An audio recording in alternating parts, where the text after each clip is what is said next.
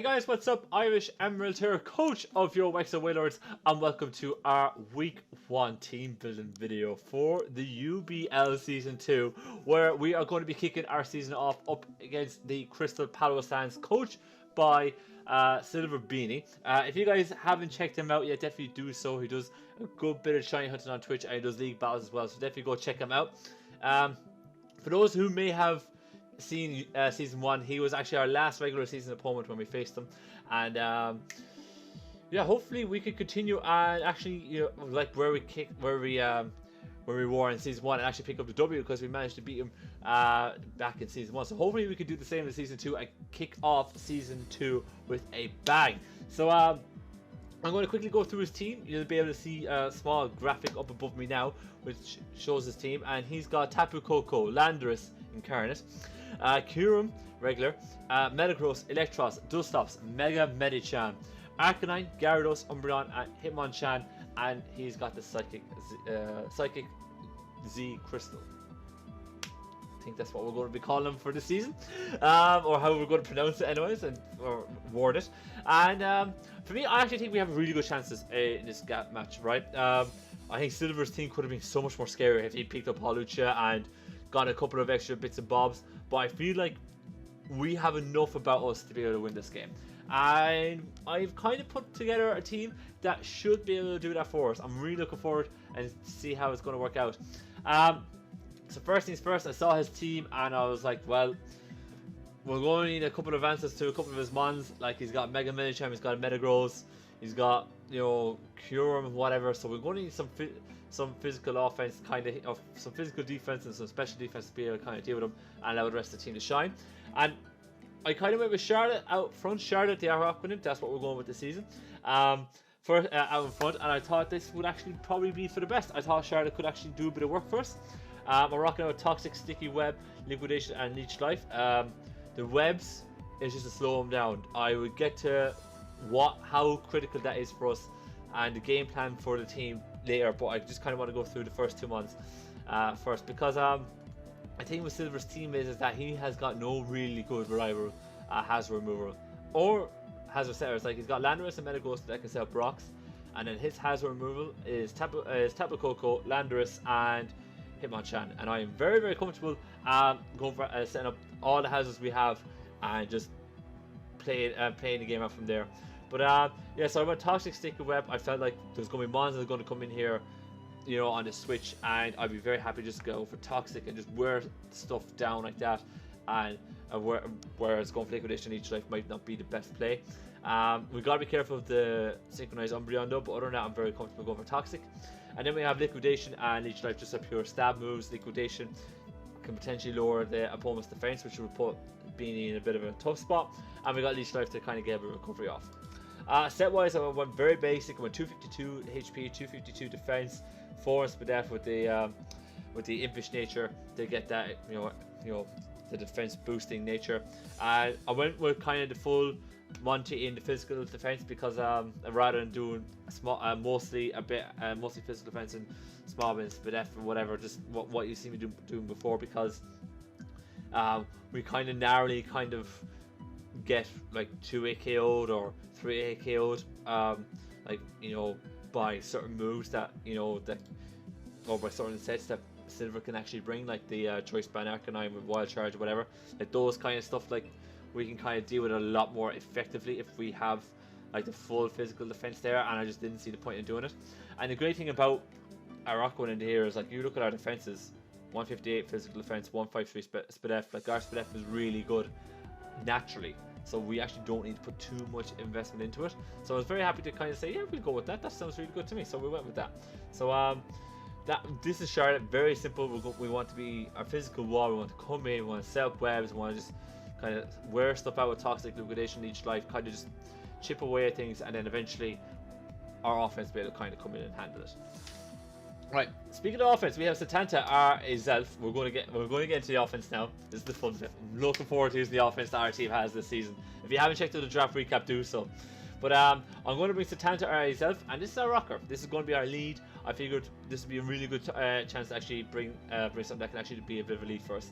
We're bringing Stealth Rocks, Knock Off, U-Turn, Ice Punch.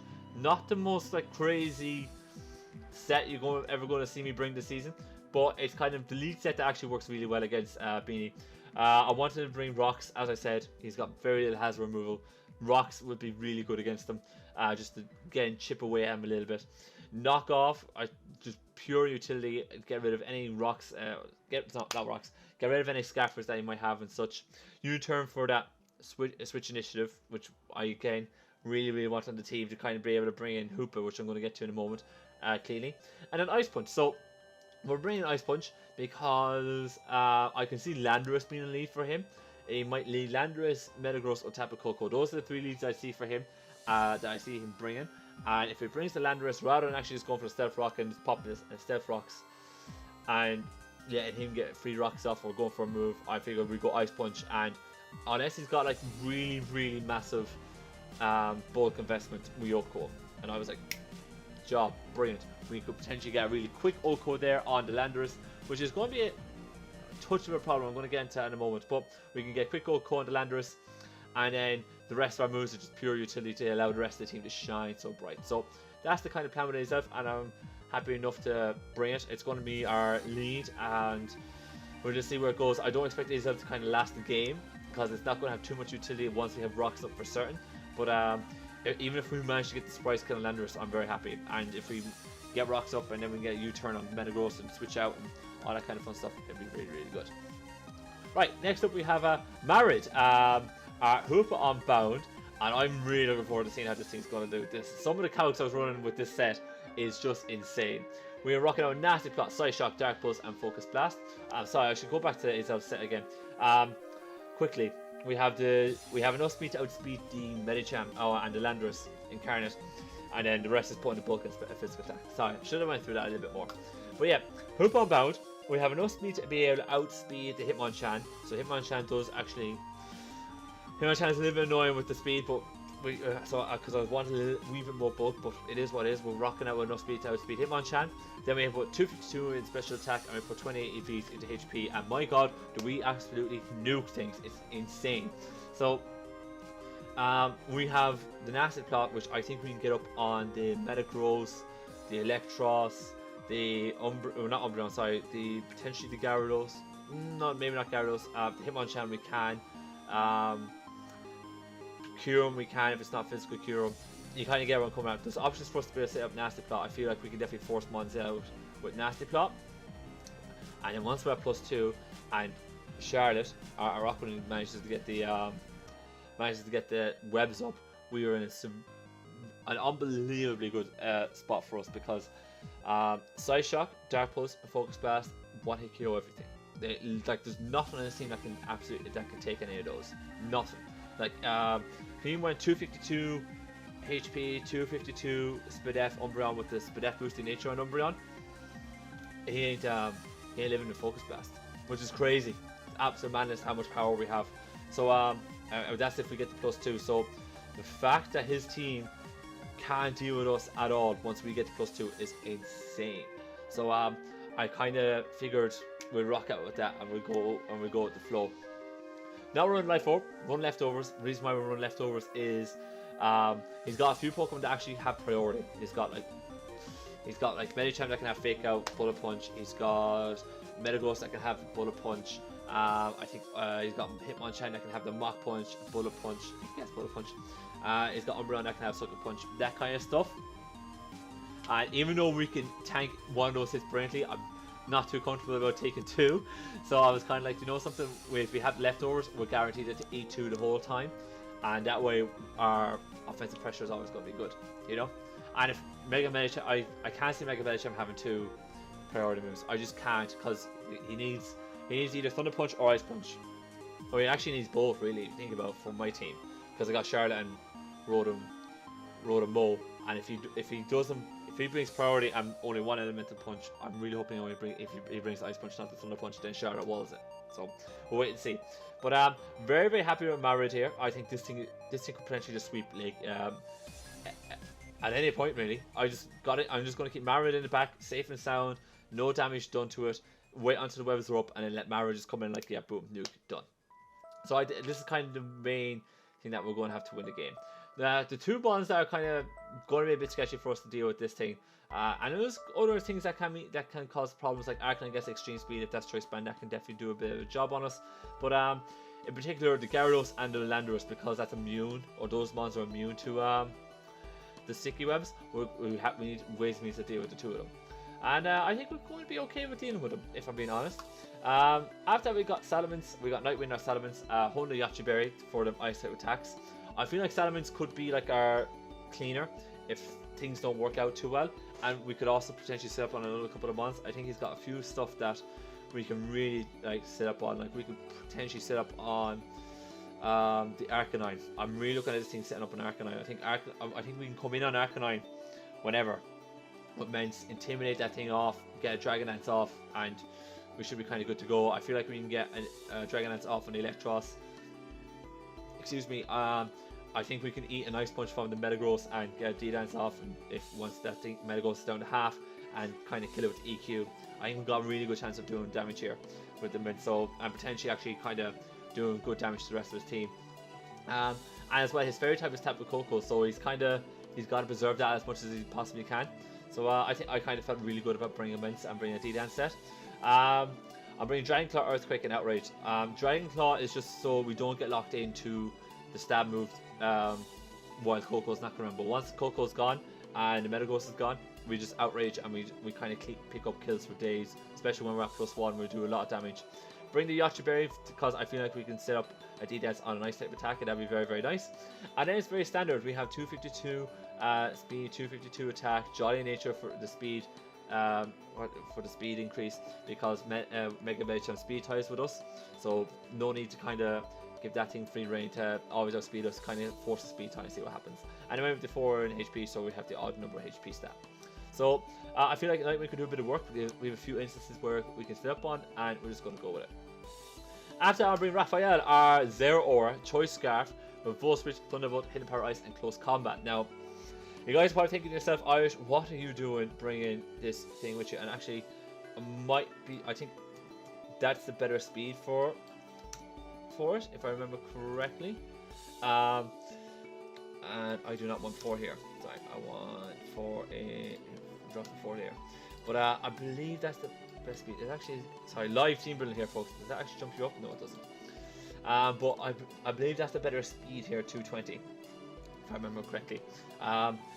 The reason why I chose Scarf here is because I'm very scared, as I said, of the flying types, of the Landorus and the Gyarados. And if I can kind of have an answer to those two mons, I'm very, very comfortable then in bringing the Marid whenever we can. And once those two are gone, and kind of just clean up then after that and win the game, especially when Wells are up. So I kind of wanted an answer for that, and Zero Aura was the man for the job. And with the Choice Scarf and this EV spread here that you see on the screen, we are guaranteed to outspeed a +2 Gyarados and a +2 Adamant or Modest Landorus Incarnate. Now, if he's Jolly or Timid or any speed boosting nature, we don't outspeed. But if there's any Choice Scarf variants for those two mons, we outspeed and we can kill him. And we kill him basically by having the move pool that we have here. We have Volt Switch, Thunderbolt, Hidden Power Ice, and Close Combat. Volt Switch for the Switch Initiative, as we were discussing before, to be able to let Marid and Hoopa come in cleanly. Very, very key for the team. Thunderbolt, so that we can actually just nuke something, like the Gyarados and whatnot. Hidden Power Ice for the Landorus, and then Close Combat because in case we are on a Curo that is Choice Scarfed, and I can potentially get like a couple of Close Combats off, pick that thing off, and all that kind of fun stuff. So that's the idea behind Zero Aura. I think Zero Aura is going to be very, very handy for us. We can get an awful lot of momentum with this mon, kind of come in and spam a lot of attacks, and because Silver's got the Tapu Koko, it means that Thunderbolt is going to do a lot of damage whenever Zero Aura comes on the field of play. So being able to kind of force that is very, very nice. So that's Zero Aura. Happy out, delighted that we have it, and I definitely think it kind of counters the two mons I was very worried about for a Hoopa to be able to clean up late game. Last piece, I'm bringing Harvester, a Rotomo. Very simple defensive set here. Thunderbolt, Volt Switch, Toxic Plane Split. I didn't go too crazy with the creativity. Hold the leftovers. I'm still torn about Leaf Storm here. I really want Leaf Storm, but I kind of want. I want Leaf Storm. No, I really want Leaf Storm. I definitely want to move to be able to smack the Tapu Koko with. But yeah, as I was just mentioned, Tapu Koko, I really wanted an answer to Tapu Koko here. I was originally going to hit him on top, but that is not an answer to Tapu Koko whatsoever. It was an answer to everything else, but I felt like we handled everything else very nicely. And especially when I'm running Intimidate on the men's against Arcanine, him on top was kind of there just to deal with one of those two teams that Charlotte or Rockwood can't deal with. But with having Nightwing there, we kind of deal with Arcanine fairly well. So I was kind of happy enough then to bring Rodamo instead, because that is a really good answer to Tapu Koko. And very, very similar to Charlotte's set. We run Thunderbolt, Full Switch, Leaf Storm, so we have 2 stab moves. But instead of having sticky webs, we have the switch initiative move, so that we can actually again bring in Hoopa very cleanly when we can. And I'm bringing Toxic because I just want to like wear stuff out enough so that it's easier for our offense to be able to clean up late game. So very, very simple set, very, very kind of just basic. We want to come in and just wear out Beanie's team. And Tapu Koko doesn't really have too much of an answer for Rodamo, so I was like, yeah, that'll do nicely. But guys, that is the squad for this week, and hopefully we can pick up the W. If you guys haven't checked out Beanie's channel, I'll drop a link to him in the description down below. Definitely go check him out, as well as all the other Season 2 coaches for the UBL. If you guys enjoyed today's video, please click the like button down below for me. If you guys got any comments on today's team, whether it be good, bad, or indifferent, let me know in the comment section down below, and of course in the video in general. And last but not least, if you want to see more Pokemon UBL actually current away on this channel or more content in general, please smash that subscribe button down below for me, click that bell icon, and all that kind of good stuff. And on that note, I'm going to be out of here. As always, thank you guys so much for watching, and I'll see you next time.